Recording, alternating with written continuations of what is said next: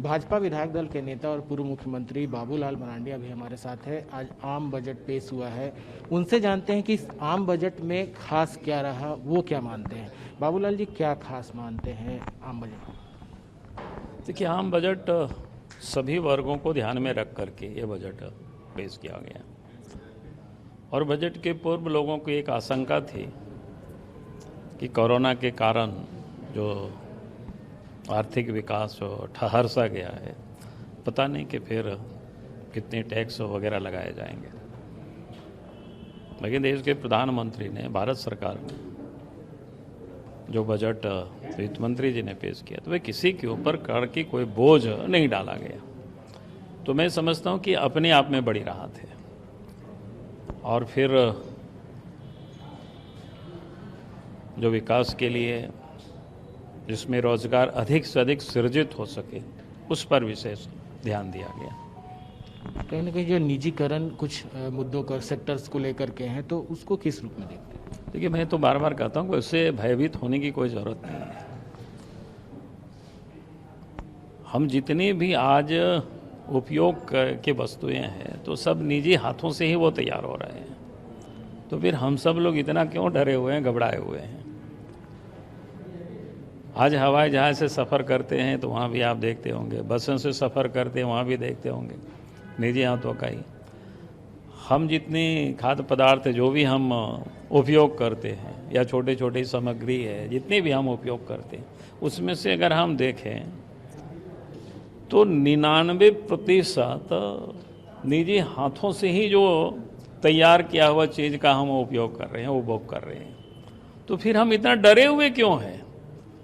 ये समझ से बिल्कुल परे है। आप एकदम जितने चीज़ देख लीजिए, ये कपड़ा भी आप पहने हुए हैं, ये किसने बनाया भाई? ये निजी कंपनी बनाया।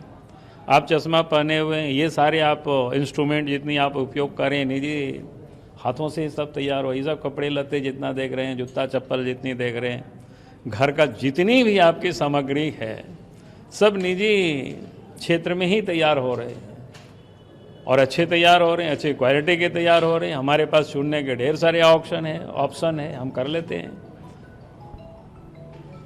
तो आपके पास तो ढेर सारे ऑप्शन अगर उपलब्ध होंगे तो कहीं कोई आपको कोई लूटेगा नहीं, कोई आपको ठगेगा नहीं, चिंता नहीं करने की। और कोई लूटेगा ठगेगा तो उसके लिए सरकार है।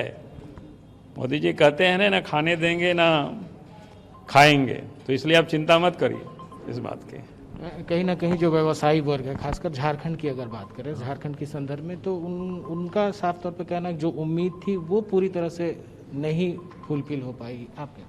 देखिए, मैं ये कह सकता हूँ कि आज किसी के ऊपर कोई अतिरिक्त कार्य का बोझ नहीं डाला गया, तो यही एक बड़ी इस समय राहत है। ये तो कितने लोगों के मन में एक भय थी, तो ये कम राहत थोड़ी है। झारखंड सरकार, आपने देखा कोरोना के काल में मिनरल्स के कोई क्षेत्र में उन्होंने टैक्स लगा दिया। तो इसलिए हमने कहा कि केंद्र सरकार ने बजट जो है वो बिल्कुल संतुलित है और निजी कारण से किसी को कोई भयभीत होने की ज़रूरत नहीं है। मैं तो ये कहता हूँ कि हम सामान्य जो चीज़ें को हम उपयोग करते हैं, वो सब के सब चीज़ उसमें निजी हाथों से ही या निजी कंपनी ही वो सब तैयार कर रहे हैं और बेच रहे हैं और हम सब वो सब उपयोग कर रहे हैं। तो फिर हम डरे हुए क्यों हैं, भयभीत क्यों हैं? बाबूलाल जी, बंगाल पर फोकस थोड़ा सा लगा, कहीं ना कहीं झारखंड के संदर्भ में कुछ विशेष नहीं हो पाया। विपक्ष का अगर कांग्रेस की बात कहें तो उनका कहना है कांग्रेस की बात क्या करें? हम कहेंगे अगर बीजेपी रूल्ड स्टेट तो है ना बगल में, बिहार भी है, तो बिहार के लिए क्या दिया बताओ अलग से? कोई तो कहीं घोषणा नहीं की। हमने कहा कि अब यूपी तो बीजेपी रूल्ड स्टेट है, 1 साल के बाद तो यूपी में भी शायद चुनाव आने वाला है, तो फिर कहाँ हो सब में?